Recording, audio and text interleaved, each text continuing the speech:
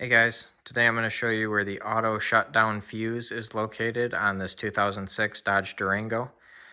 These are equipped with an automatic shutdown feature, and this will be the fuse that kind of controls that. So if this video is helpful, can you smash that thumbs up button, leave a comment down below for the YouTube algorithm, really helps me out a lot. So this is under the hood, so we need to pop our hood. All right, so we need to open this fuse box right here. So we are going to pinch these two tabs and lift. And there is a diagram on the back of here that will tell us that this 30 amp fuse right here is the auto shutdown fuse.